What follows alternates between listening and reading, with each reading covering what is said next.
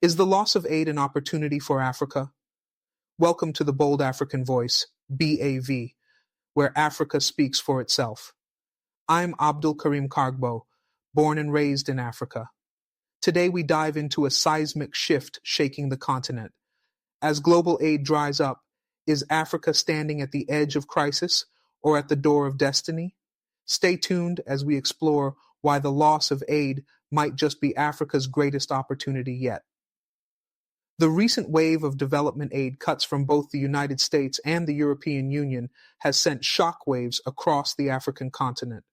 With thousands of programs abruptly dismantled and billions of dollars withdrawn, African governments and citizens alike are left confronting a critical question.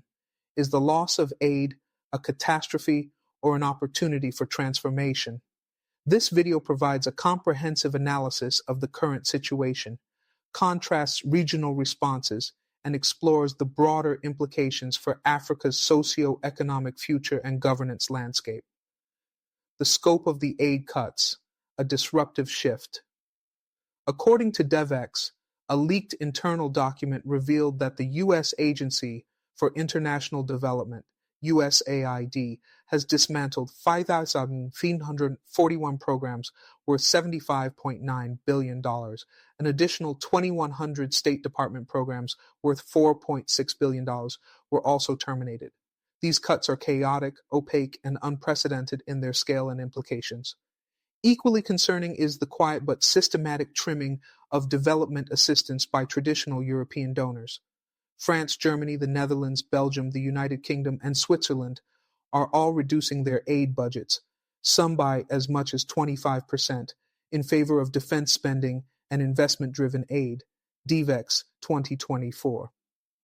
Collectively, the US and EU contribute nearly 72% of global official development assistance, ODA, meaning these cuts have global and not just continental implications, immediate humanitarian consequences, a looming crisis.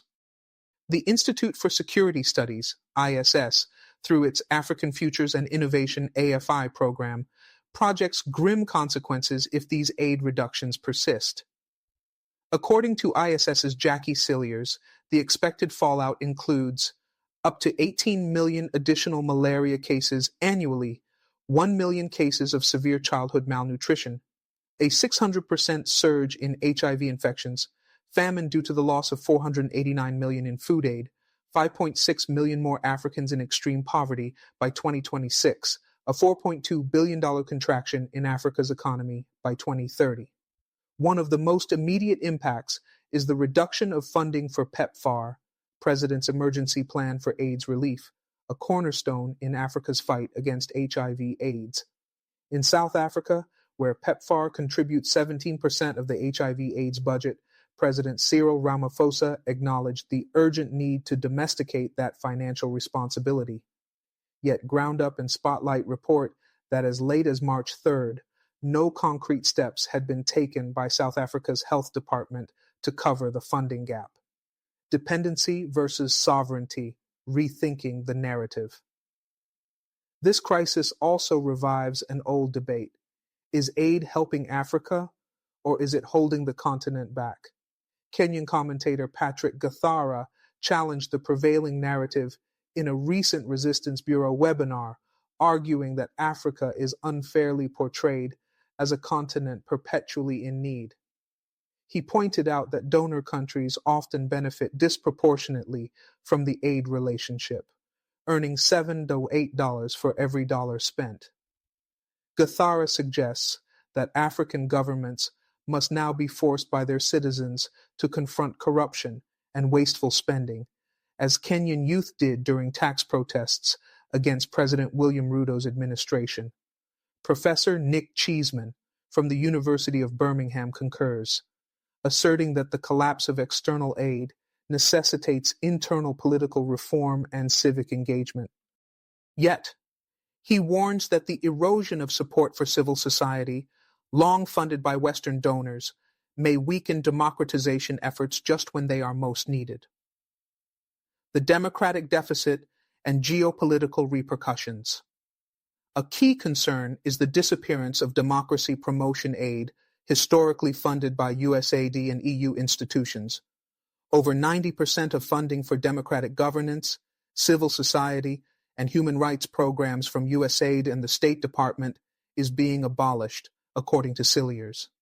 This vacuum could be swiftly filled by authoritarian powers like China, Russia, the UAE, and Saudi Arabia, who are increasingly becoming Africa's development partners.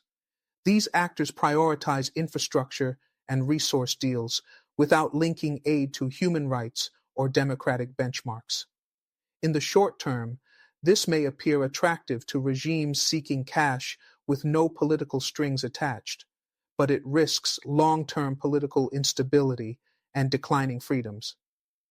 As Cheeseman notes, this shift in development financing could undermine Africa's democratic surplus, a phenomenon where many African countries exhibit higher than expected levels of democratic participation despite economic hardships.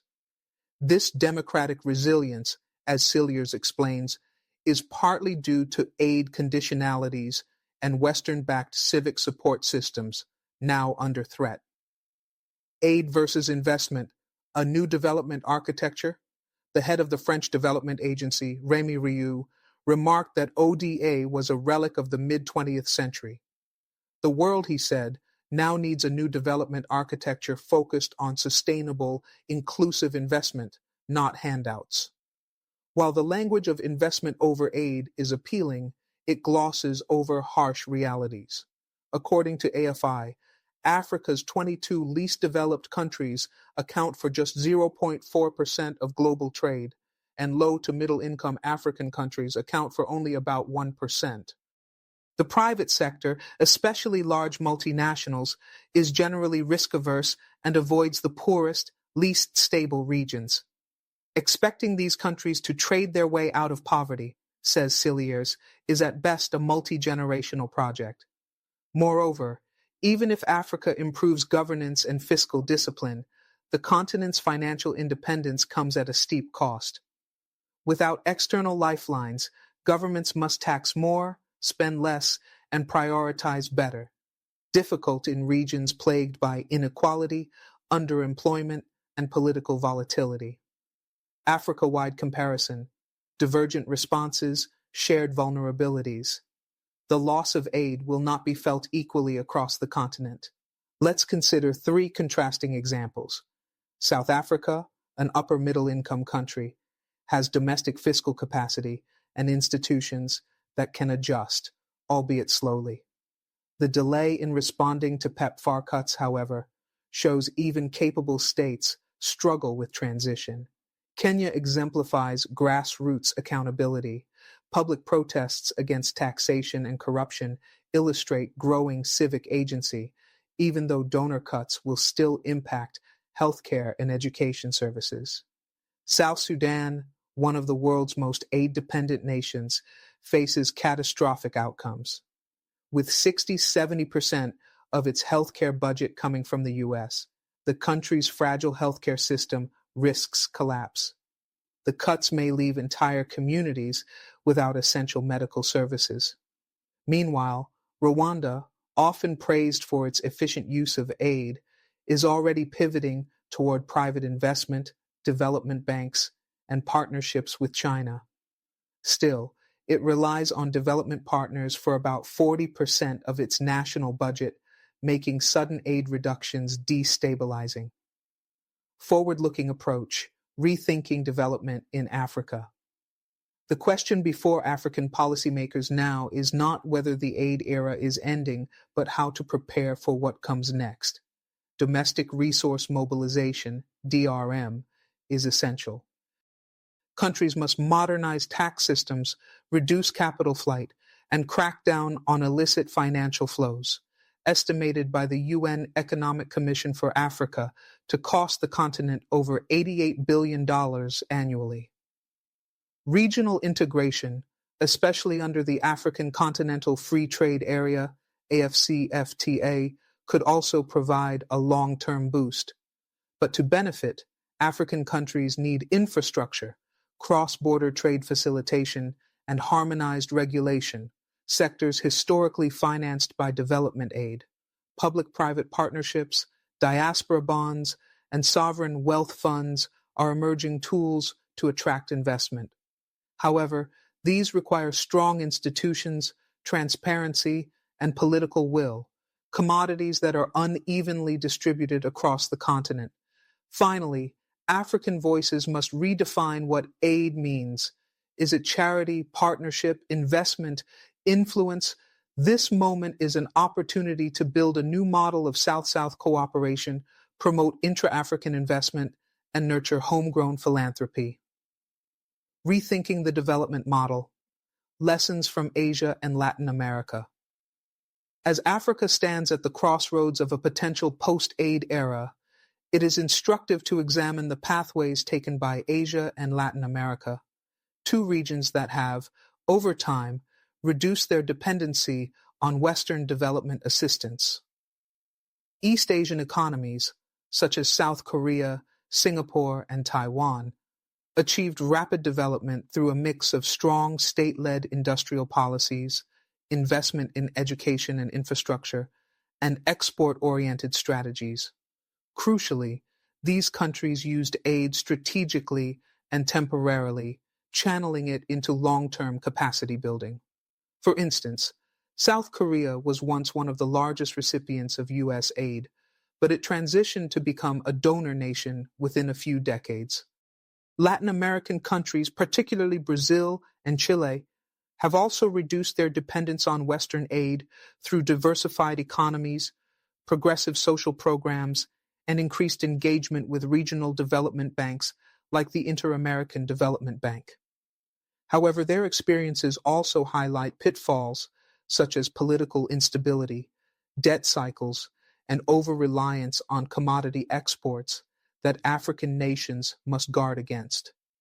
These examples suggest that smart utilization of aid as a transitional tool, coupled with homegrown development planning and regional cooperation, is key to escaping long-term dependency. South-South cooperation and BRICS, alternative partnerships, rising in the vacuum left by traditional donors, new alliances are emerging, particularly through South-South cooperation and institutions like BRICS, Brazil, Russia, India, China, and South Africa. These frameworks emphasize mutual benefit, infrastructure investment, and non-interference in domestic affairs, often contrasting with the conditionalities of Western aid. The BRICS New Development Bank, NDB, is already providing billions in loans for African infrastructure and energy projects. China, through the Belt and Road Initiative, has invested heavily in roads, railways, ports, and industrial zones across Africa. For example, Ethiopia's Addis Ababa-Djibouti Railway and Kenya's Standard Gauge Railway were both financed through Chinese loans.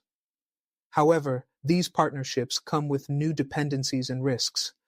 Debt sustainability is a major concern, as illustrated by Zambia's 2020 default on external debt, largely owed to Chinese lenders. Moreover, the lack of governance or human rights requirements in such deals may embolden autocratic regimes, undermining democratic progress. Africa must therefore engage these partners on its own terms, ensuring transparency, fair contract terms, and accountability to citizens, not just elites. African philanthropy and the diaspora, untapped resources. One of the most underutilized sources of sustainable development finance lies within Africa itself and its diaspora communities. According to the World Bank, remittances to sub-Saharan Africa reached $53 billion in 2022, far outpacing total ODA to the region.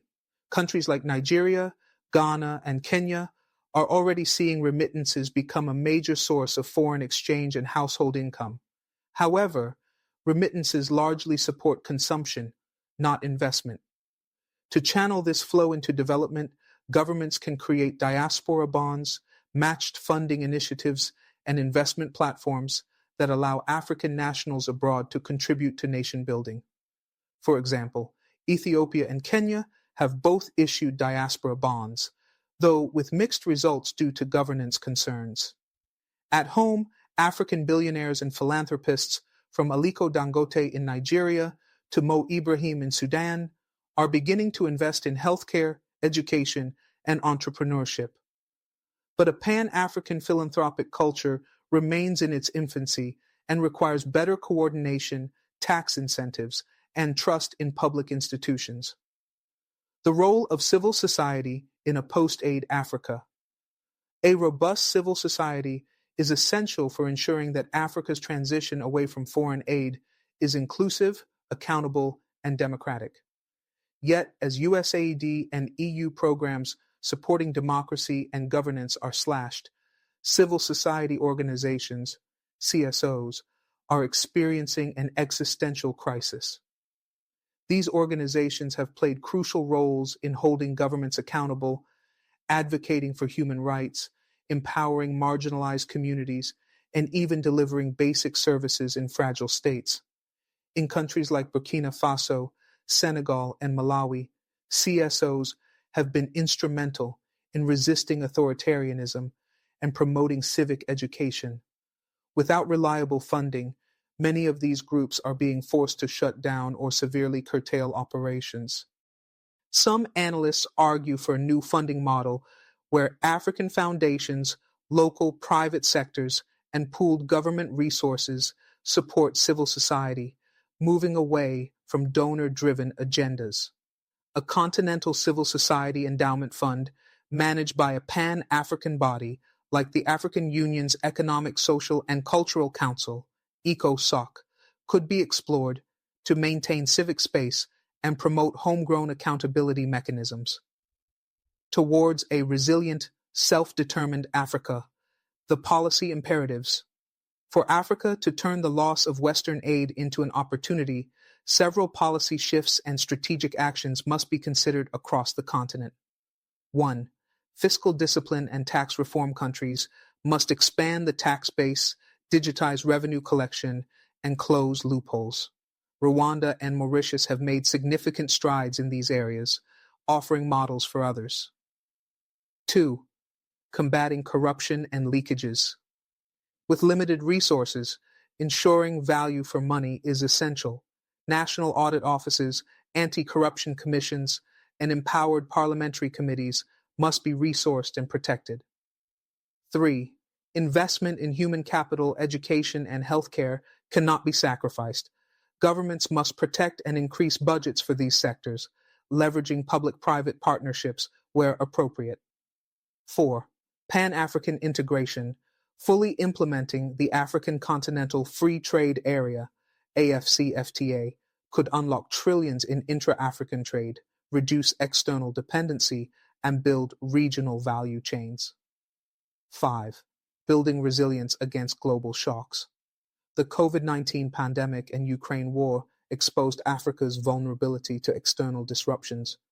Africa must invest in local manufacturing, especially pharmaceuticals, food security, and renewable energy. 6. African-led global development framework. The African Union and regional blocs should develop a continental vision for post-aid development, grounded in Afrocentric priorities, climate resilience, and equitable growth. AFCFTA, Africa's pathway from aid, dependency to trade-driven growth. The African Continental Free Trade Area, AFCFTA, launched in 2021, is perhaps the most ambitious economic project on the continent since the formation of the African Union. Encompassing 55 African Union member states with a combined population of 1.4 billion people and a cumulative GDP of over $3.4 trillion, AFCFTA represents a monumental opportunity to shift Africa from an aid-dependent to a trade-led development model. If fully implemented, the World Bank estimates AFCFTA could lift 30 million people out of extreme poverty and boost Africa's income by $450 billion by 2035. By removing tariffs on 90% of goods and reducing non-tariff barriers, the agreement seeks to increase intra-African trade, which currently accounts for only about 15% of total African trade, compared to 68% in Europe and 59% in Asia. However, Turning this promise into a reality demands massive investment in infrastructure, harmonized trade policies, and strong political will. Landlocked countries like Niger, Mali, and Chad will struggle to access new markets unless road, rail, and port systems are upgraded. This is where African governments must redirect domestic resources and partner with development finance institutions like the African Development Bank, AFDB, to bridge logistical gaps. Leading the way, case studies in African-led investment strategies. While some African states remain mired in governance issues and economic fragility, others are pioneering models of post-aid sustainability through innovation, fiscal reform, and smart investment. Here are a few notable examples. 1. Rwanda, data-driven governance and strategic partnerships. Rwanda, despite its tragic past, has become a model of results-based governance, transparency, and strategic international engagement. The country has focused heavily on ICT infrastructure, public health, and clean energy, drawing in investors through predictable regulations and government efficiency. Its partnership with BioNTech, a German pharmaceutical company, to establish Africa's first mRNA vaccine manufacturing facility showcases how African countries can align national development goals with global investment. 2. Ghana, diaspora engagement and economic diversification. Ghana's Year of Return campaign in 2019 and its follow-up Beyond the Return strategy are creative attempts to mobilize the African diaspora, not just for tourism, but also for investment. Coupled with its efforts to diversify from cocoa dependency to digital services and petroleum refining, Ghana is positioning itself as a regional innovation and logistics hub. However, recent debt restructuring and macroeconomic instability have highlighted the importance of prudent borrowing and transparent governance, especially when courting international investors. 3. Morocco, green energy superpower in the making. Morocco has become a continental leader in renewable energy with massive solar and wind projects, including the Noor Ouarzazate solar complex, one of the largest in the world. The country is increasingly positioning itself as a green hydrogen exporter to Europe. By attracting EU climate investment while maintaining tight fiscal controls, Morocco demonstrates how climate-smart development can become a new avenue for African-led growth. Women and youth, the key drivers of a self-reliant Africa. No conversation about Africa's future can be complete without acknowledging the central role of women and youth.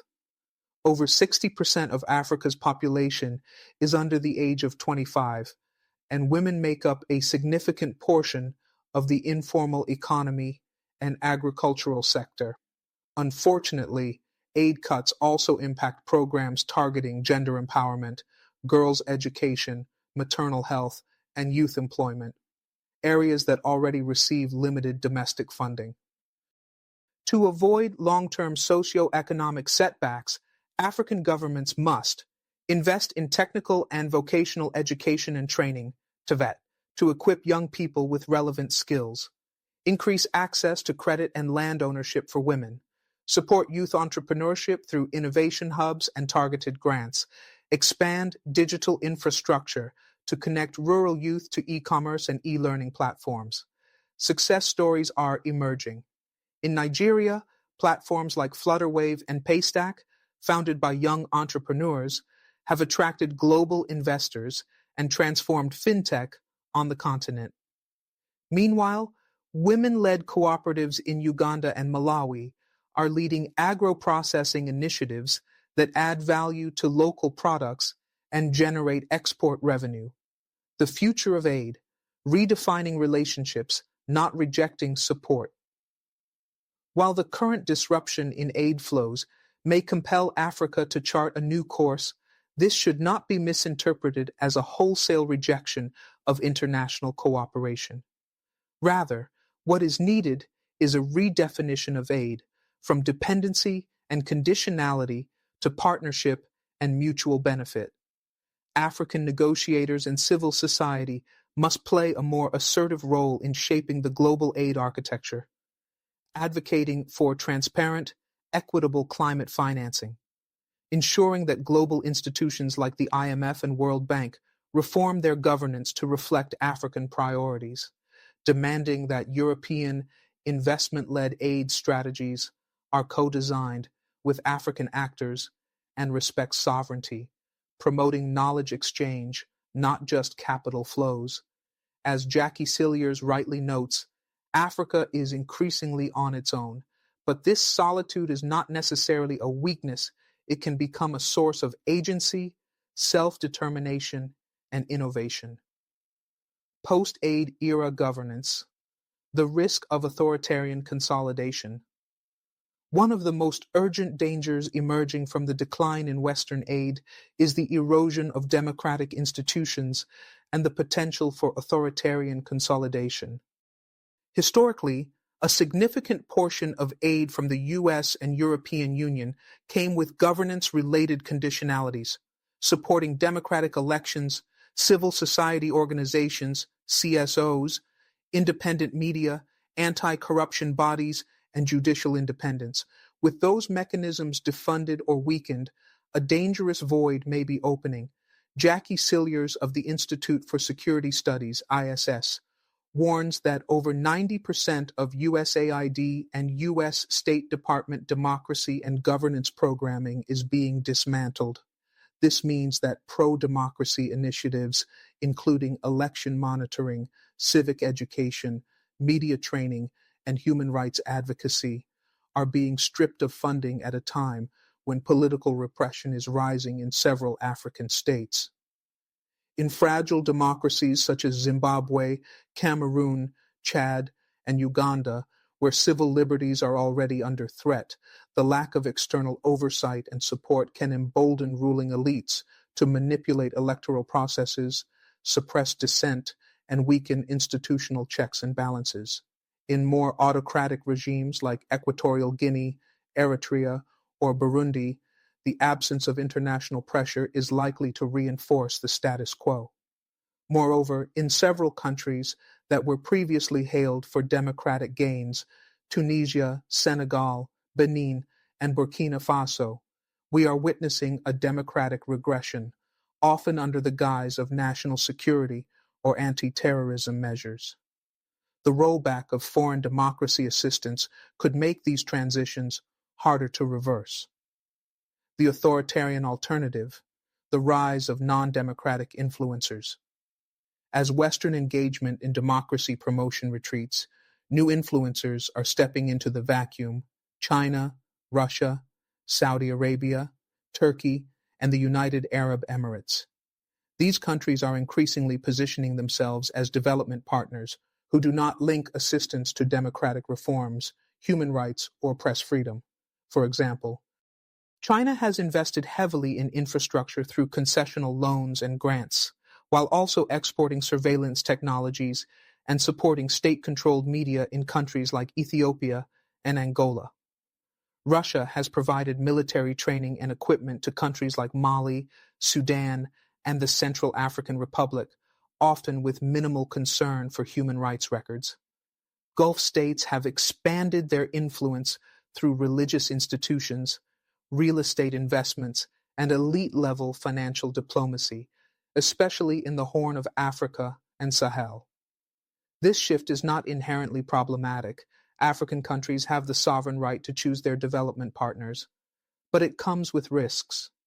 A partnership model that sidelines transparency, civil liberties, and institutional independence can accelerate the hollowing out of democratic norms, particularly in fragile states where checks and balances are already weak.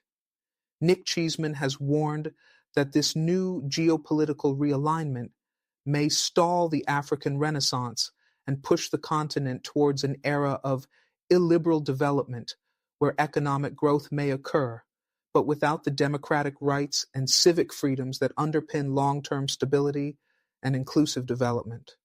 A continent at a crossroads, strengthening homegrown democratic resilience Despite these risks, Africa is not without agency. There are strong pockets of democratic resilience and civic engagement that can be scaled up and supported internally. Countries like Gambia, Zambia, Mauritius, Ghana, Namibia, Cape Verde, and Botswana offer examples of constitutionalism, peaceful transfers of power, independent electoral commissions, and vibrant civil societies. Going forward, the challenge will be to build democratic ecosystems that are not dependent on external donors. This means 1. Investing in national electoral bodies. Governments must allocate adequate funding to independent electoral commissions and protect their autonomy. Civil society can support with domestic election observation missions and voter education. 2.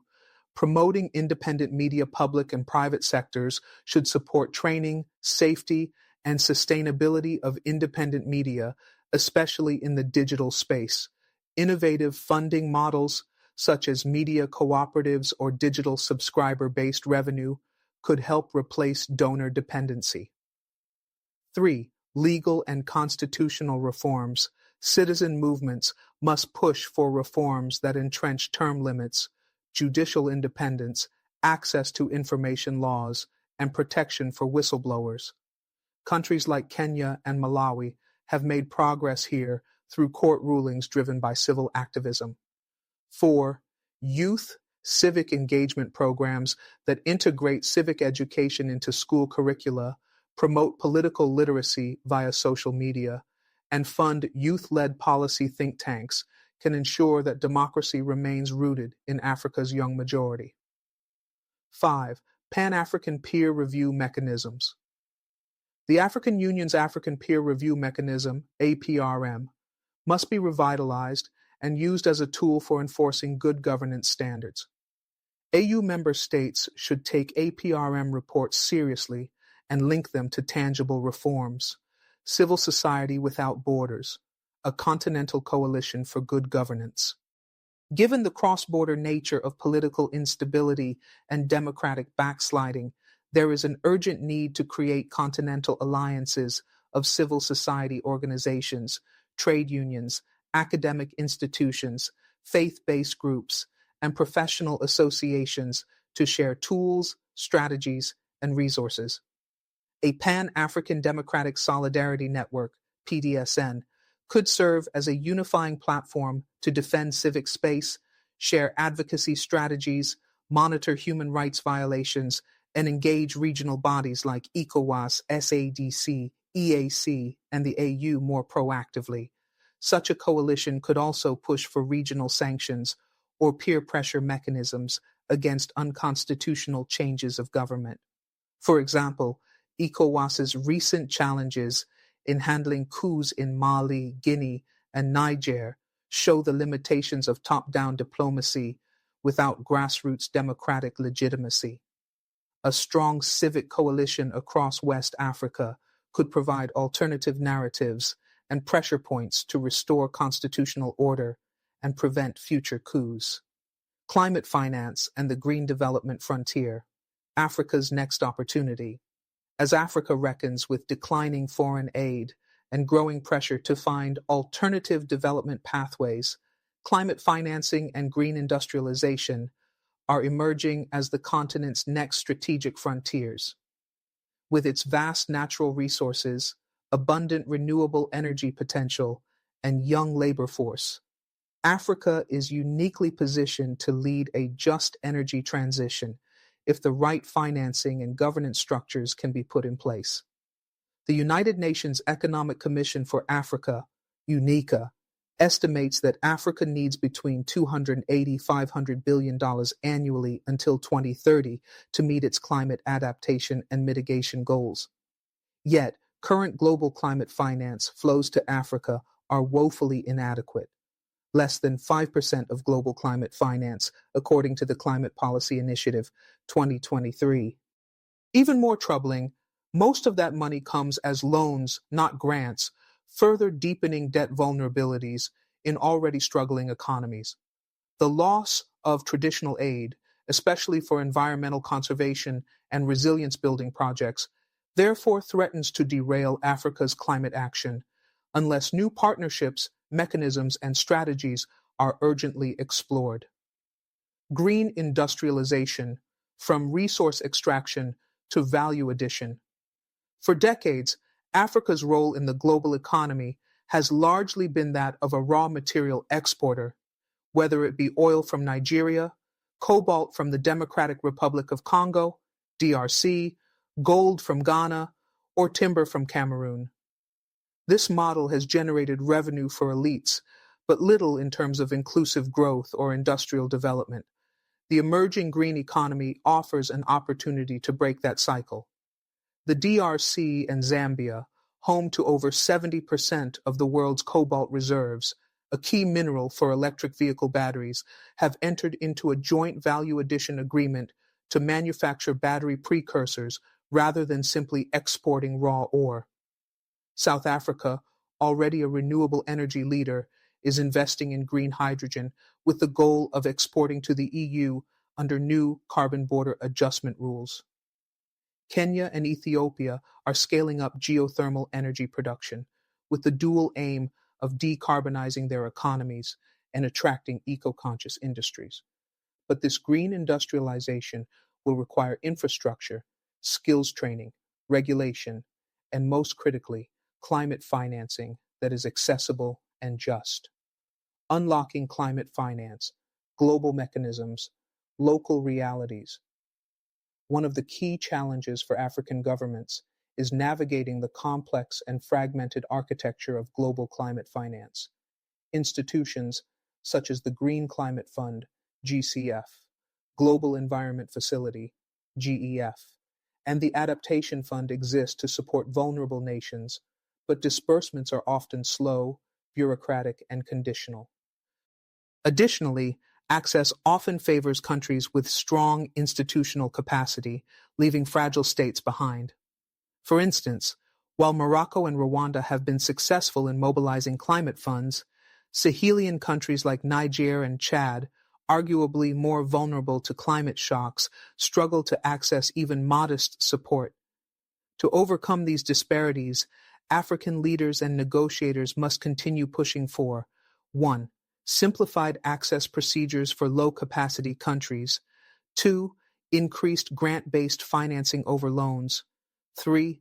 Direct access modalities that allow national and subnational institutions to manage funds, not just multilateral intermediaries, 4.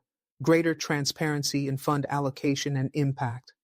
At COP27 in Egypt, African voices played a central role in securing an agreement on a loss and damage fund, a historic first.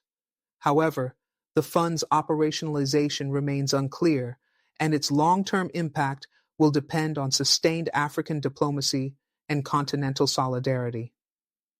A just transition, ensuring no one is left behind. A shift toward green growth cannot come at the expense of jobs, livelihoods, or social stability. The coal industry in South Africa, for example, supports entire communities in provinces like Mpumalanga.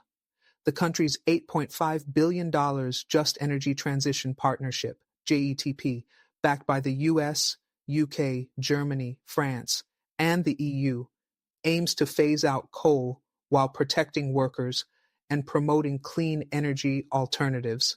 If successful, the JETP could serve as a blueprint for other African countries. But the model must be adapted to diverse local contexts. In Nigeria, for example, a just transition must address oil and gas workers in the Niger Delta. In Mozambique, it must account for natural gas projects. And in Sudan, it must reconcile environmental goals with political instability. Community involvement, gender equity, and support for smallholder farmers and informal workers must be central to any just transition plan. This is not just about the environment. It is about social justice, economic inclusion, and political legitimacy. Innovating from within.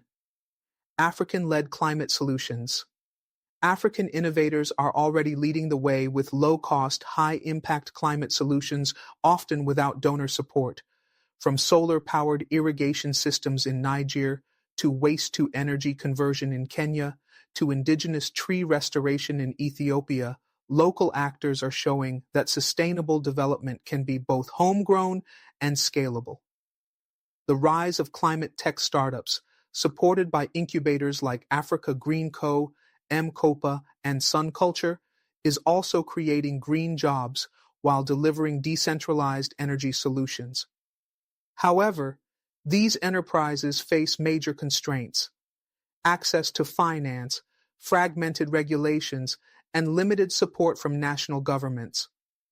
A forward-looking policy framework should include green enterprise development funds targeted at youth and women, public procurement policies that favor sustainable local products, regional green infrastructure corridors coordinated through the African Union Development Agency, AUDE-NEPAD, Africa's geopolitical reawakening, from recipient to global agenda setter. In an increasingly multipolar world, Africa's strategic importance is rising, not just as a source of natural resources or a market for global goods, but as a geopolitical actor with growing leverage. The continent's demographic weight, resource wealth, diplomatic blocs, and geostrategic positioning, bordering the Mediterranean, Red Sea, Indian Ocean, and Atlantic, give it a voice that can no longer be sidelined. The decline in Western aid, paradoxically, may be Africa's moment to reclaim its agency in global affairs by shifting from a passive aid recipient to a proactive agenda setter on key global issues: trade, security, technology, and multilateral reform. Trade and economic diplomacy, rewriting the rules. As traditional aid dries up, trade and investment diplomacy are becoming Africa's new currencies of influence. The African Continental Free Trade Area, AFCFTA, with its potential to create the largest free trade zone in the world by population, is Africa's most powerful negotiating tool in rebalancing its trade relationships with the rest of the world. African negotiators must now advocate for fairer terms in economic partnership agreements, EPAs, with the EU, resist trade measures like the EU's Carbon Border Adjustment Mechanism, CBAM, unless accompanied by adequate support for African industries, push for reform of WTO rules that disadvantage African farmers and small manufacturers, promote value addition and technology transfer clauses in investment treaties. The continent's leadership should also push for a new African trade diplomacy strategy, coordinated through the AU, that consolidates the power of African regional economic communities, RECs, like ECOWAS, SADC, EAC, and COMESA in global negotiations. Peace and security, beyond dependence on external forces. For decades, Africa has relied heavily on external forces, primarily from the UN, France, the US, and increasingly Russia, for peacekeeping and counter-terrorism. Yet the limited effectiveness of foreign military interventions, and in some cases their complicity in regional instability, has sparked renewed calls for African-led security solutions. The African Standby Force, ASF, a long-delayed dream, must now be fast-tracked. The AU and regional blocs should invest in joint rapid response units that can address coups, insurgencies, and cross-border terrorism, harmonize intelligence sharing and counter-terrorism laws, partner with Africa's growing defense manufacturing sector to reduce dependency on external arms, build a continental defense fund to finance interventions without waiting for external donors. Countries like Ghana, Senegal, Rwanda, and Kenya have shown capability and professionalism in regional peacekeeping efforts. The challenge now is to institutionalize these capabilities, reduce political interference, and ensure missions uphold human rights and the rule of law. Technology and digital sovereignty, Africa's next frontier. In a world driven by data, artificial intelligence, AI, and digital infrastructure, Africa must assert digital sovereignty. The continent currently relies on foreign-owned tech platforms, cloud services, and data centers, leaving it vulnerable to surveillance, misinformation, and economic exploitation. With rising cyber threats and digital authoritarianism, African states must invest in data protection laws modeled on South Africa's POPIA or Nigeria's NDPR, build national and regional data centers to store sensitive information locally, support homegrown tech ecosystems through innovation hubs and incentives for African startups, collaborate on a continental digital identity system under the AFCFTA Digital Trade Protocol, ensure African voices shape global AI governance, particularly regarding language models, surveillance, and digital rights. The Smart Africa Alliance, the African Union's digital transformation strategy, and the Ghana-led Pan-African Payment and Settlement System, PAPSS, are promising platforms, but they require stronger political and financial backing. Multilateral reform, a seat at the table, not just on the menu. Africa's quest for a more equitable global order must include bold demands for multilateral reform, notably at the United Nations, International Monetary Fund, IMF, and World Bank. Key African priorities include 1. Permanent seats for Africa on the UN Security Council to reflect the continent's global significance. 2. Voting reform at the IMF and World Bank, where Africa holds less than 7% of the vote, despite representing over 16% of the global population. 3. Establishment of a Global South Debt Justice Forum to review odious debts and create mechanisms for fair restructuring. 4. Increased African representation in climate negotiations with real power to influence financing structures and adaptation targets. At the G20 Summit in New Delhi, 2023, the inclusion of the African Union as a permanent member marked a diplomatic victory, proof that unified, persistent African advocacy can deliver results. This momentum must be sustained across other institutions and platforms. African unity and Pan-Africanism, more urgent than ever. The declining tide of aid dependency, rising global volatility, and the emergence of new geopolitical powers all reinforce the urgency of true African unity, not just as a cultural ideal, but as a strategic necessity. Pan-Africanism must be redefined for the 21st century, emphasizing collective economic sovereignty through shared infrastructure, pooled procurement, and coordinated currency strategies, civic Pan-Africanism through continental youth exchanges, academic mobility, and shared digital platforms, political solidarity in defending constitutionalism, rejecting military coups, and resisting external manipulation. As visionary thinkers like Kwame Nkrumah, Julius Nyerere, and Thomas Sankara long argued, Africa must speak with one voice to command global respect. That voice is beginning to emerge, but it needs institutions, infrastructure, and intentional leadership to resonate. The post-aid generation, reclaiming African identity, dignity, and sovereignty. As the old development aid paradigm fades, a new generation of African leaders, creatives, scholars, and activists is rising, bold, self-aware, and unapologetically committed to reclaiming Africa's narrative. This generation is not waiting for saviors. It is building platforms, challenging stereotypes, redefining patriotism, and crafting a new Pan-African consciousness grounded in dignity, justice, innovation, and pride. Unlike the dependency-influenced generations that preceded them, this post-aid generation is driven by a sense of urgency to own the continent's destiny.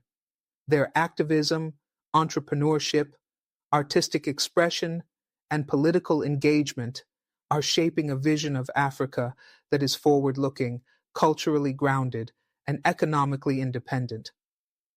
Cultural power and storytelling. Resisting the hopeless continent narrative. The legacy of colonialism and aid has not only shaped Africa's material conditions but also its global image. The story of Africa has too often been told through the lens of poverty, war, disease, and dependence.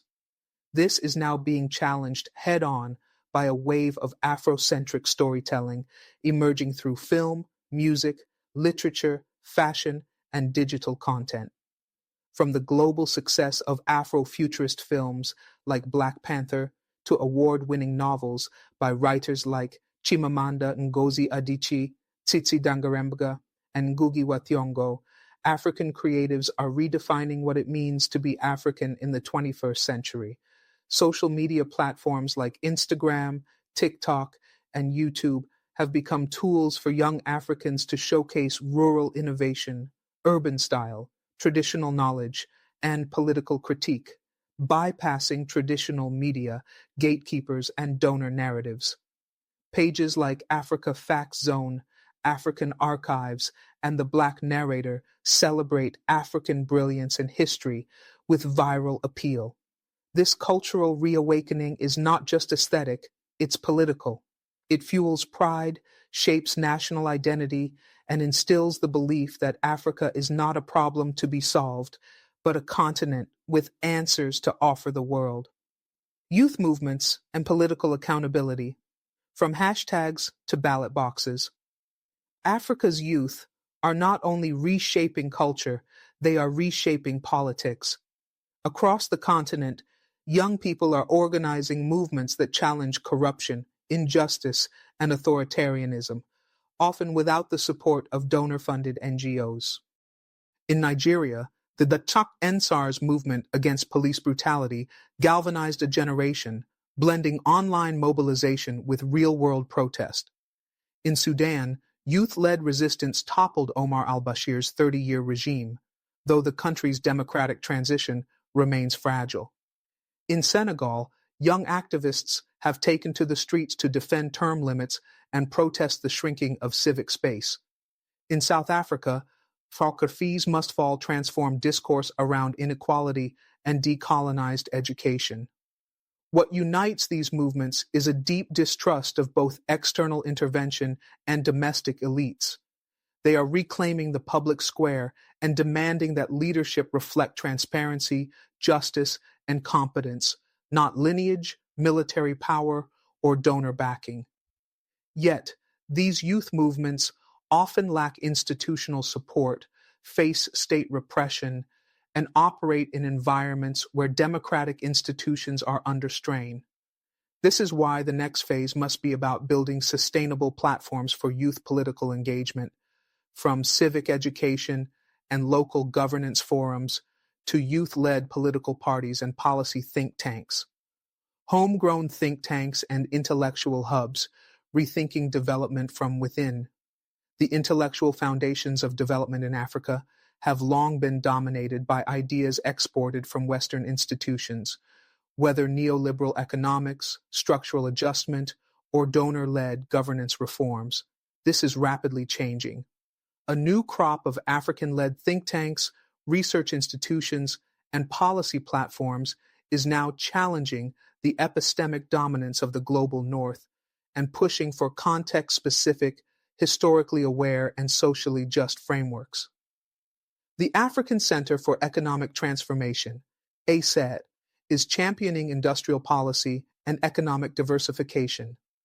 The Institute for Economic Justice, IEJ, in South Africa is providing radical alternatives to austerity. Trust Africa and Codes Raye are advancing Afrocentric approaches to democracy, philanthropy, and social transformation. At universities in Ghana, Kenya, Senegal, Nigeria, and Ethiopia, scholars are reviving indigenous knowledge systems, Afro-feminist economics, climate justice, and Pan-African political philosophy. These institutions need to be funded locally, integrated into policymaking processes, and protected from political interference. They hold the key to reframing Africa's challenges not as problems of deficits, but of design. and reimagining development as liberation, not charity. Entrepreneurship and the informal economy, Africa's silent revolution.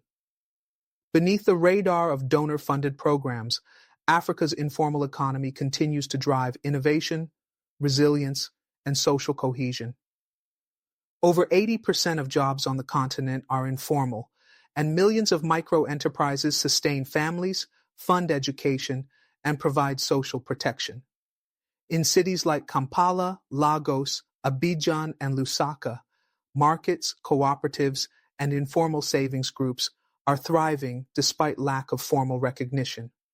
African entrepreneurs, especially women and youth, are building digitally enabled, climate-smart, and culturally rooted businesses.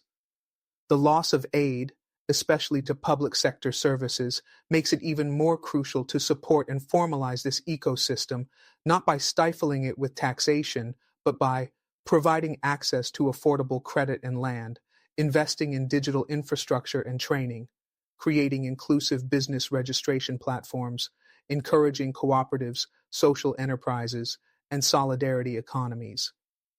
This is where Africa's real economy lives, and its empowerment is essential for long-term resilience and independence. From vision to action, policy blueprints for Africa's post-aid development.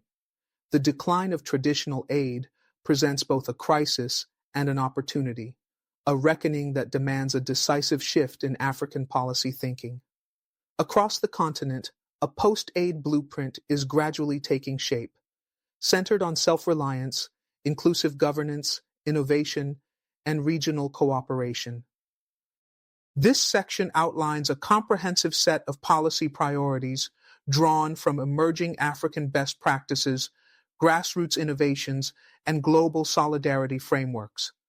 The goal is to move from rhetorical aspirations to tangible policy instruments that can drive transformation, equity, and sovereignty in the decades ahead. 1. Domestic resource mobilization. Reclaiming the fiscal state for Africa to reduce its reliance on external funding.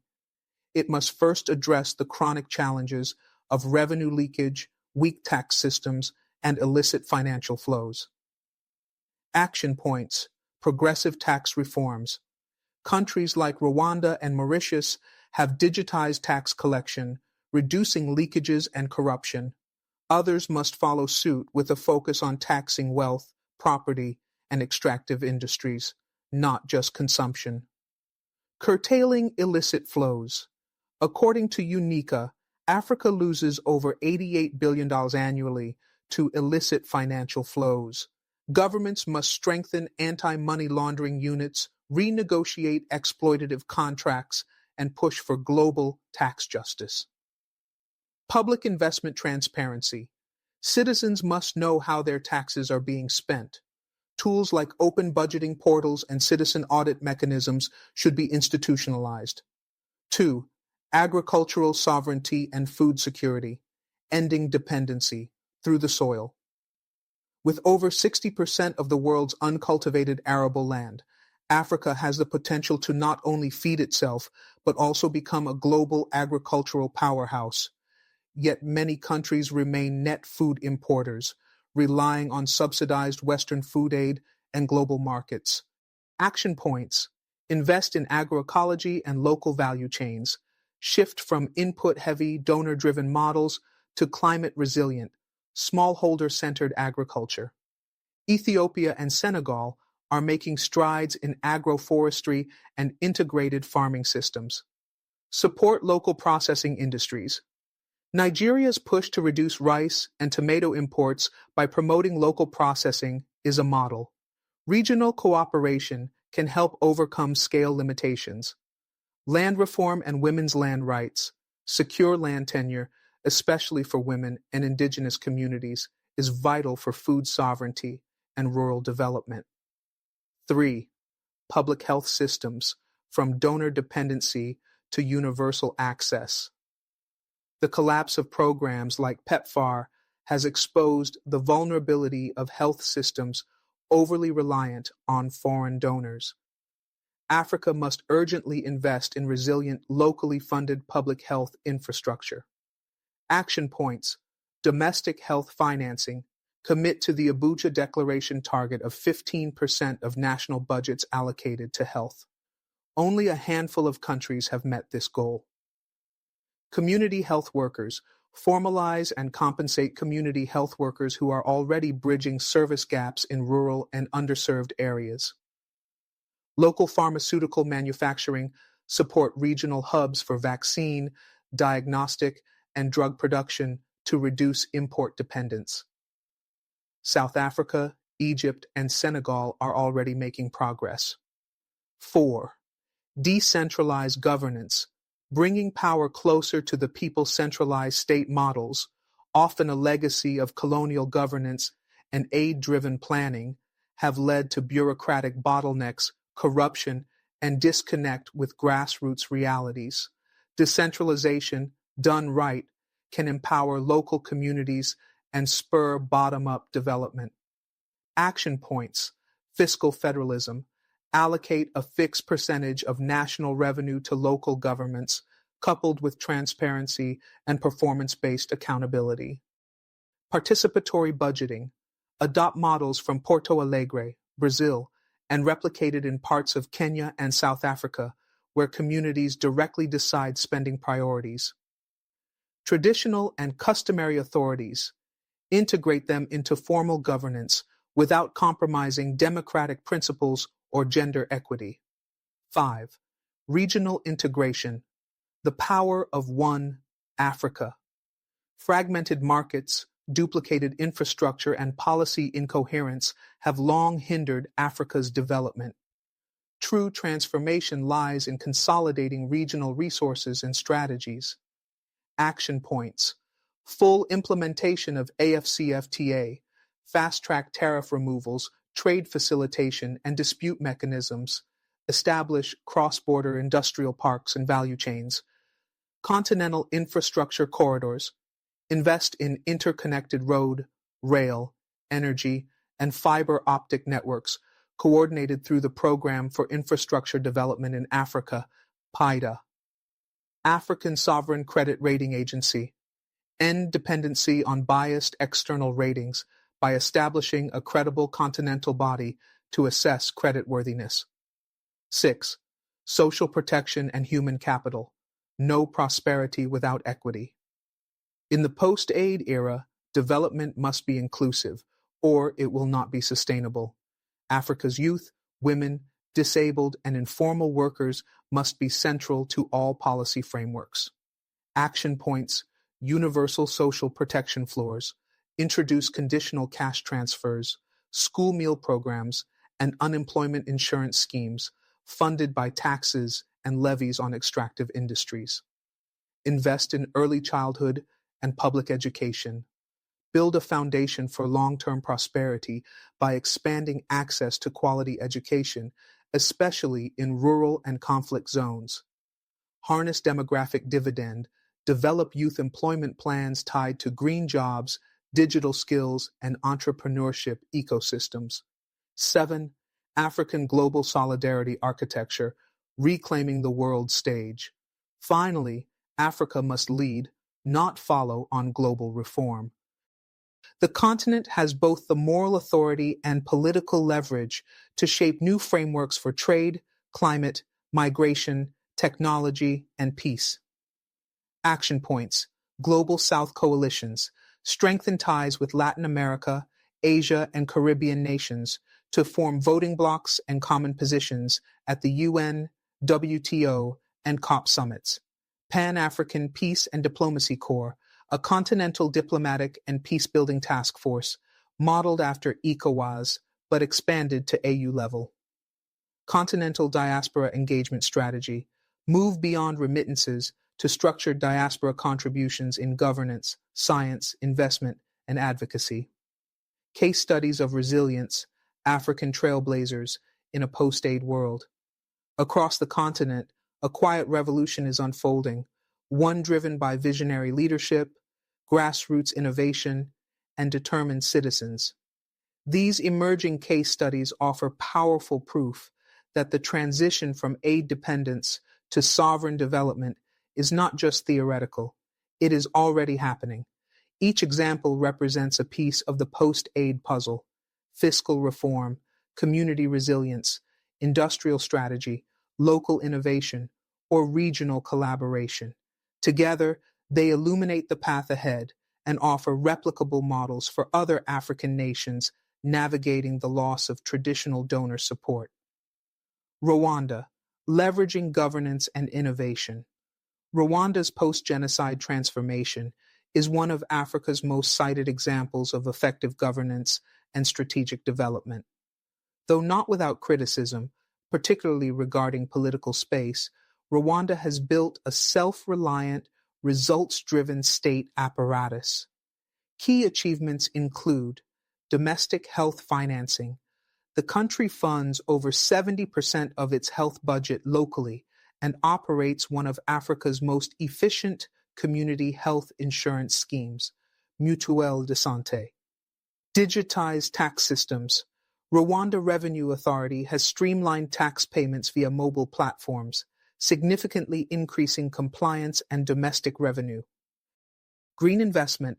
Through the Green Fund, FONRWA, Rwanda channels domestic and international funds into climate resilience, making it a leader in green growth. Rwanda's model highlights the power of long-term planning, anti-corruption enforcement, and technology integration in building a capable post-aid state. Ghana, diaspora engagement and democratic consolidation. Ghana is pioneering a model that blends diaspora capital, cultural diplomacy, and political maturity. Its Year of Return and Beyond the Return initiatives brought in over $3.3 billion in tourism and diaspora investment between 2019 and 2022. Key highlights: diaspora bonds and investment portals. Ghana has developed structured platforms to attract diaspora investments into real estate, agribusiness, and infrastructure. Peaceful political transitions.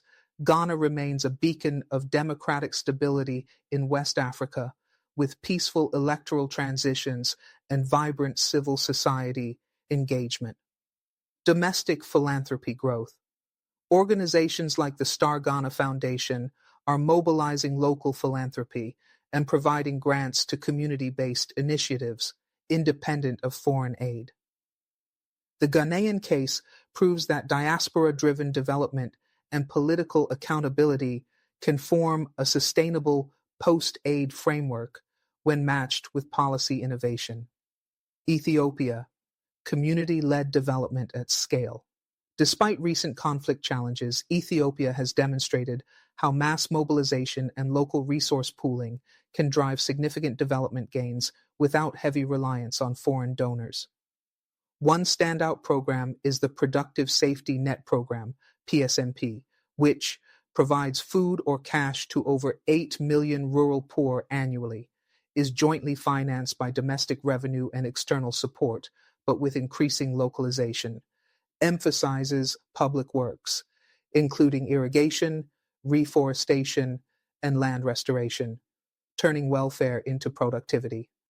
In education and health, Ethiopia's health extension workers and school feeding programs, run with strong community participation, have expanded access at minimal cost. Ethiopia shows that scale, equity, and community ownership can coexist, even in resource-constrained environments. Senegal, agricultural sovereignty in practice. In a continent where food imports remain dangerously high, Senegal is quietly building one of the most food-sovereign systems in West Africa through homegrown strategies. Key pillars include Programme d'accélération de la cadence de l'agriculture sénégalaise, PRACAS, a state-driven plan to boost rice self-sufficiency and reduce food imports by 50%. Support for agroecology. The country is a regional hub for agroecological research and farming, emphasizing local seed banks, soil restoration, and reduced chemical input. Farmer cooperatives and local processing. With government-backed cooperatives and private sector engagement, Senegal is adding value to groundnuts, mangoes, and cashew production. By centering smallholder farmers and agro-processing, Senegal demonstrates the viability of food sovereignty as a development strategy, reducing dependency on food aid and global markets. Mauritius, diversification and smart economic planning.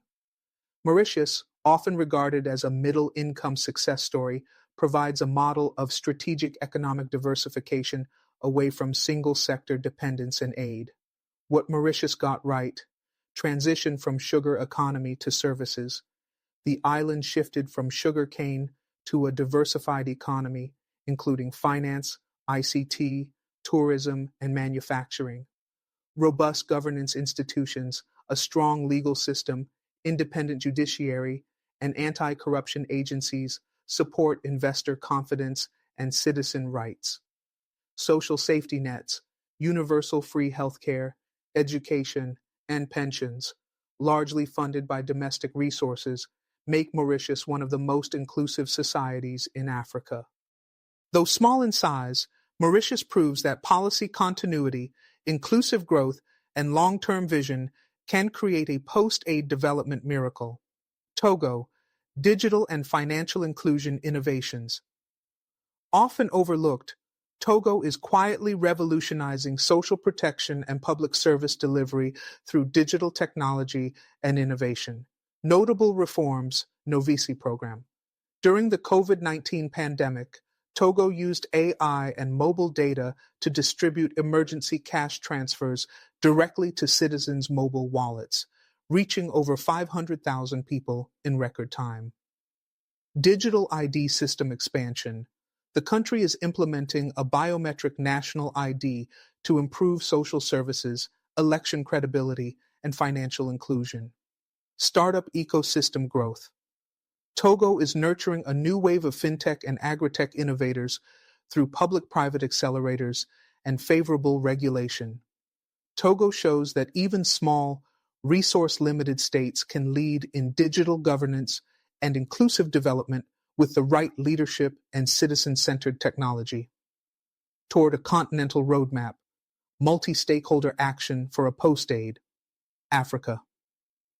The case studies across Rwanda, Ghana, Ethiopia, Senegal, Mauritius, and Togo reaffirm a powerful truth: Africa can and already is charting its own future beyond aid.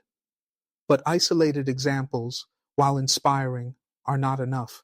To turn the page on dependency for good, Africa must mobilize a continental response, an intentional, collective, and inclusive roadmap that weaves together governments, civil society, private sector actors, youth, and the diaspora.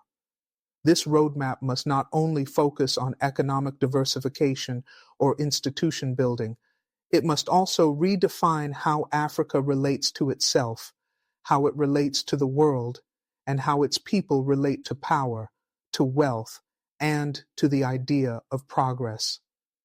Here is a blueprint for collective action across key stakeholder groups. Governments: lead with vision, govern with integrity. Africa's public institutions will remain the anchor of transformation. They must be fit for purpose, accountable to the people, and bold enough to break old models of dependency. Key actions: enshrine fiscal responsibility laws to cap public debt and redirect resources to human development. Institutionalize long-term national development plans beyond election cycles, supported by independent planning commissions. Deepen regional harmonization in trade, taxation, and infrastructure standards. Adopt open government tools, e-procurement, public expenditure tracking, and participatory budgeting. Governments must also reclaim policy sovereignty, resisting external prescriptions that don't align with national interests, while welcoming constructive global partnerships rooted in mutual respect. Civil society: defend democracy, expand civic space.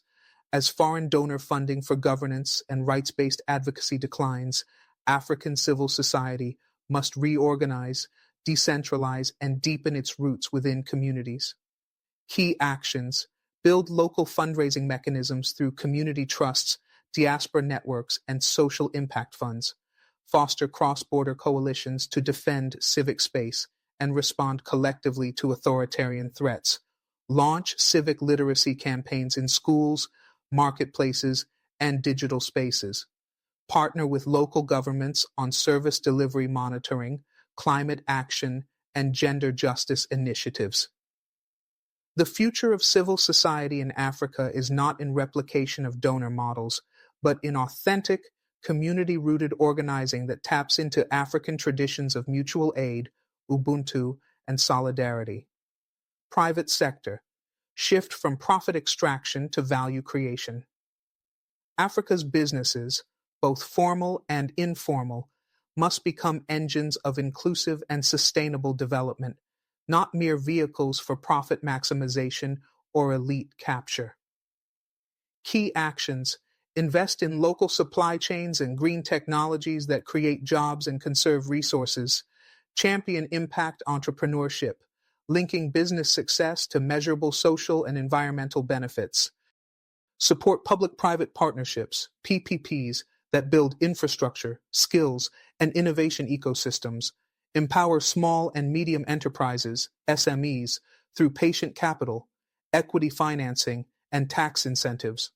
Corporate Africa must become a development actor, embracing stakeholder capitalism and contributing to the continent's long-term resilience.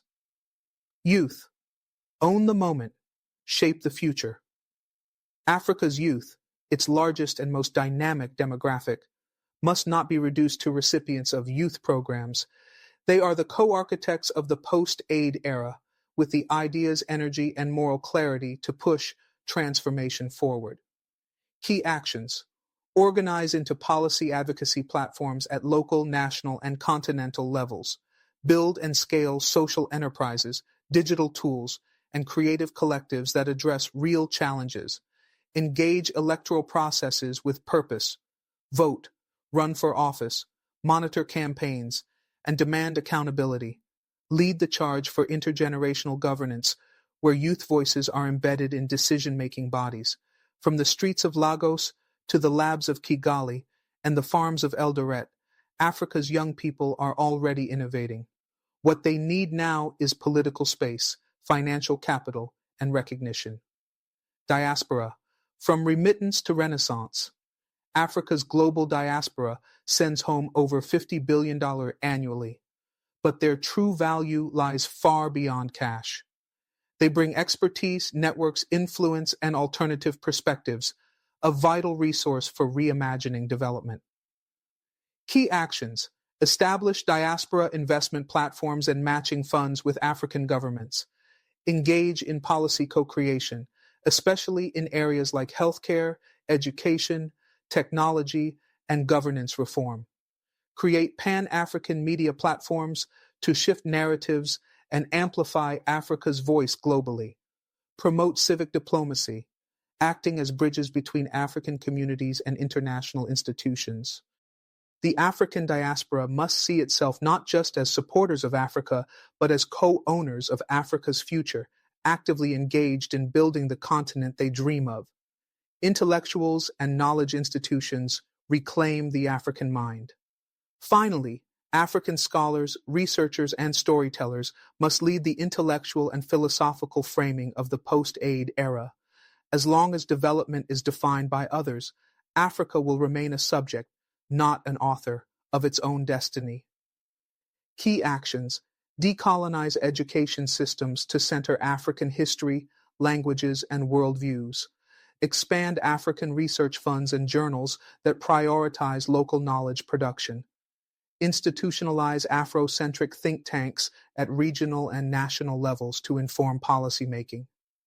Drive cross-disciplinary exploration of new African development paradigms. Ubuntu economics, ecofeminist planning, indigenous tech, and more. Development begins not with finance, but with consciousness. The battle for Africa's future is also a battle for how we imagine ourselves, and knowledge producers are the front line. Final reflections. The post-aid era as a spiritual and moral reckoning. Beyond policy, economics, and geopolitics, Africa's journey into the post-aid era is, at its core, a spiritual and moral awakening. It is about far more than adjusting national budgets or replacing donor-funded programs. It is about reclaiming dignity, restoring historical justice, and reuniting a fragmented continent with its original purpose. For centuries, Africa has been seen, and too often has seen itself, through the eyes of others, as a burden, a beneficiary, or a battleground. The end of aid dependence, while painful, presents a rare chance to liberate the African imagination and assert an identity rooted not in scarcity, but in abundance, of wisdom, resilience, culture, and spirit. Dignity over dependence, a psychological shift. At the heart of the post-aid transition lies a deeper psychological shift, from inferiority to self-worth, from helplessness to agency. Aid, even when well-intentioned, has often reinforced a narrative of deficiency, that Africa cannot succeed without external help. This narrative has seeped into national institutions, leadership mindsets, and even civic discourse.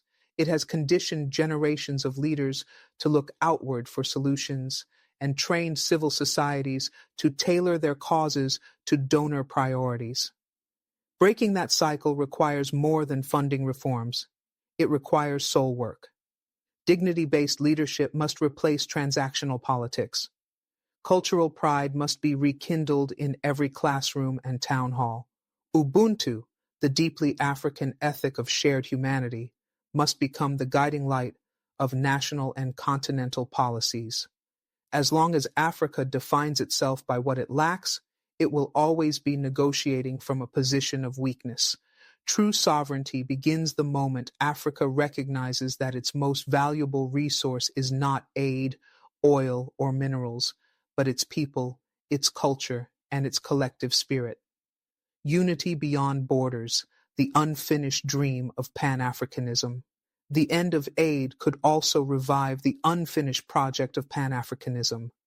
When Kwame Nkrumah, Patrice Lumumba, and Julius Nyerere called for a united Africa, they weren't only imagining a political federation, they were dreaming of a continent that would stand tall on its own terms, speak with one voice, and pool its strengths. Today, fragmentation persists through colonial borders, linguistic divisions, and economic rivalries. Aid regimes have often deepened those divides, creating competition for donor favor instead of collaboration for collective good. But the moment is ripe for revival. The AFCFTA offers the foundation for shared prosperity. The AU's Agenda 2063 outlines the vision for an integrated, people-centered continent. Movements like On Africa is not a poverty porn, Own Your Narrative, and Pan-African Solutions, Two African Problems, reflect a grassroots yearning for unity. A post-aid Africa must rediscover its continental soul, and that means transcending artificial divisions and investing in the project of one Africa, one people, one destiny. Spiritual sovereignty, a reconnection with indigenous wisdom. At its deepest level, this journey also calls for a return to African spirituality and indigenous knowledge systems, long dismissed or suppressed by colonialism, missionary education, and Western development doctrines. Before aid, before borders, and before colonization, African societies governed themselves with ritual, oral tradition, community law, ecological harmony, and spiritual stewardship. These systems were not perfect, but they were rooted in context, cosmology, and collective responsibility. In the post-aid era, Africa must reconnect with sacred ecological traditions that prioritize balance with nature over extractive capitalism, restorative justice systems that focus on reconciliation and healing, rites of passage that instill purpose, responsibility, and identity in the youth, spiritual philosophies that place the community, not the individual, at the heart of progress. This is not a call for nostalgia, but for re-indigenization of Africa's development journey, where tradition and innovation walk hand in hand. A rebirth in motion, Africa's Kairos moment. Africa today is standing in a Kairos moment, a season not defined by chronology, but by opportunity, disruption, and decision. The loss of aid, with all its shock waves, is also the shaking needed to wake the continent from slumber. This is Africa's chance to refuse the chains of benevolent dependency, reclaim its voice in global governance, rethink development as wholeness, not just GDP, reignite a renaissance of culture, creativity, and consciousness. It will not be easy. There will be resistance from within and without, from those addicted to power, from those who benefit from the status quo, from those who doubt that Africa can rise without external scaffolding. But history has always been shaped by those who dream differently and act boldly. Africa's future will not be built in Brussels, Washington, Beijing, or Geneva. It will be built in Kigali, Accra, Dakar, Addis Ababa, Freetown, Gaborone, Lusaka, Nairobi, Bamako, and Banjul. It will be built by farmers and fintech founders, griots and governors, rebels and reformers, prophets and policymakers. And it will be built not with aid, but with audacity. Postscript of Hope, African Voices on Building a Continent Beyond Aid. As Africa navigates this historic transition, it is not only institutions and systems that must adapt, it is also our imagination that must be liberated. The movement toward an aid-free future is being nourished by the bold voices of activists, thinkers, artists, elders, entrepreneurs, and everyday citizens who are daring to dream of a different Africa. Their words ignite hope, stir courage, and remind us that the story of Africa is far from over. It is being rewritten. Below are reflections and visions from across the continent that offer both clarity and inspiration in this transformative journey. The real aid Africa needs is space to breathe, the courage to dream, and the freedom to define its own path. Wangari K., youth climate activist, Kenya. We do not hate aid. We hate what it does to our posture. Aid should never bend our backs or close our mouths. Aisha Tamba, journalist and women's rights advocate, Senegal. Every time we refuse to produce what we consume and consume only what we produce, we cut another chain of dependency. Kwabena Mensah, agritech entrepreneur, Ghana. The biggest debt we owe is not to the IMF, it's to our children who deserve a future we design ourselves. Dr. Amina Diouf, public health physician, Mali. Pan-Africanism is not about conferences. It's about what happens in the village school, the city clinic, and the market stall. It's practical unity. Professor Obiora Chukwuma, historian and political philosopher, Nigeria. We are the grandchildren of empire, but we do not have to inherit its fears. We can build a new world from the ashes of the old. Tariro Dube, poet and spoken word artist, Zimbabwe. Let us stop measuring development in dollars. Let us measure it in dignity, health, clean water, wisdom, and peace of mind. Imani Mbatha, educator and grassroots organizer, South Africa. They say Africa is poor, yet every time I see a woman turn dry land into a harvest, or a boy with no shoes code an app, I know we are rich in ways the world refuses to count. Mogus Alamayehu, software engineer and social innovator, Ethiopia. We are not anti-aid. We are pro-freedom. Aid is not evil, but it must never be the foundation of our future. Fatuba, development economist, The Gambia. A continent that was carved up without consent is now carving a new identity. This time, the knife is in our hands. Koku Mawunyo, political cartoonist, Togo. My grandmother never waited for donors to solve our problems. She organized the women of our village, pooled savings, and built a school. That is African development. Ndai Fall, microfinance leader, Senegal. These voices, though diverse in tone and background, carry a shared conviction. that Africa's best days lie ahead, not in the hands of others, but in the hearts and minds of her people. They call for a new narrative, not one dictated by crisis and charity, but by vision, unity, and courage.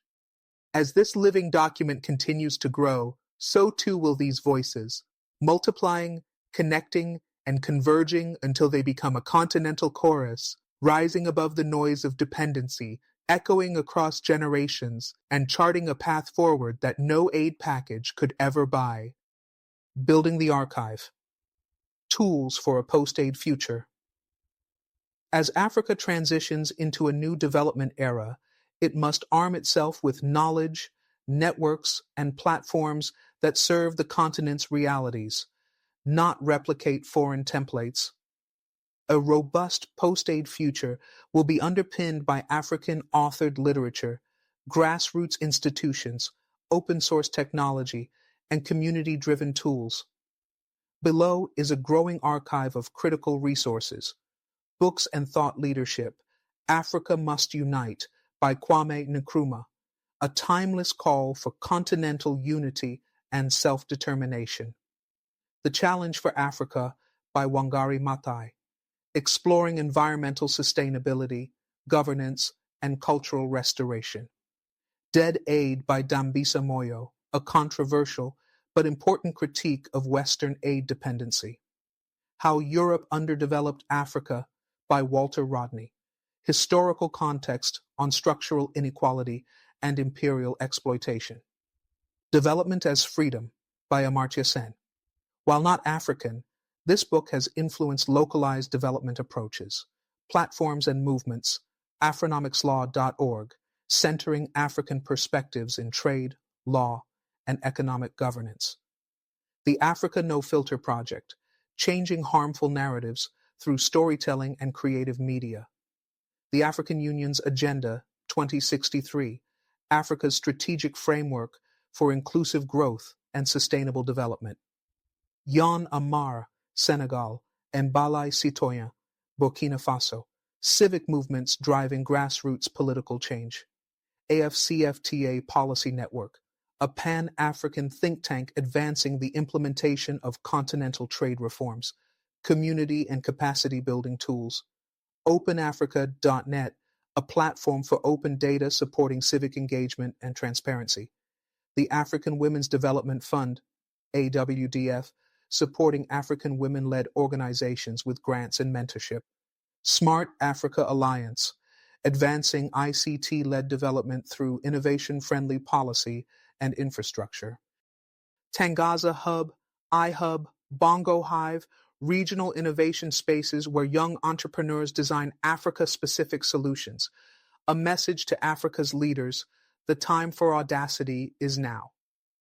As this video draws to a close, one truth becomes unmistakably clear. Africa does not need saviors, it needs stewards. The baton now rests firmly in the hands of African leaders, not just those in government, but across all sectors. To presidents and parliamentarians, governors and mayors, ministers and commissioners, be bold, be transformational, be accountable. You will be remembered not for the amount of aid you attracted, but for the sovereignty you restored, the dignity you protected, and the future you built with your own people. Let your legacy be defined by investing in people before politics, supporting institutions before individuals, protecting ideas before interest groups. Leadership in this new era demands a radical departure from extractive mindsets. It requires humility to listen, courage to act, and vision to lead beyond the lifespan of any donor project. The world is watching. But more importantly, Africa is watching itself and asking whether its leaders will rise to meet this decisive moment in history.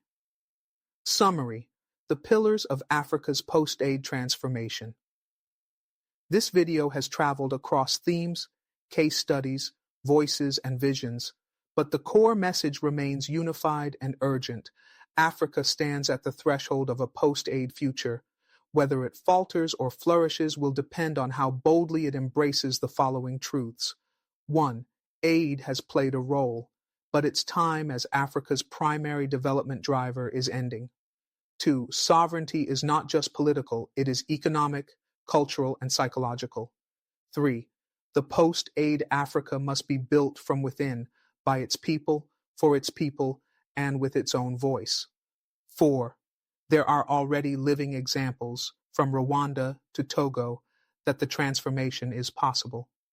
5. Every African, whether a farmer or a fintech founder, a student or a statesman, has a role to play. 6. Dignity, unity, and innovation must replace dependency, fragmentation, and imitation. This is more than a development shift. It is a continental rebirth. It will not be televised, it will not be donor-funded, but it will be ours. Thank you for watching The Bold African Voice, BAV. Africa's future won't be built by donors, it'll be built by us. The question is no longer what aid can do for us, but what we can do for Africa. If you find this video insightful, don't forget to like, share, and subscribe. Hit the bell so you never miss a truth-telling broadcast. Until next time, stay bold, stay African, and stay awake.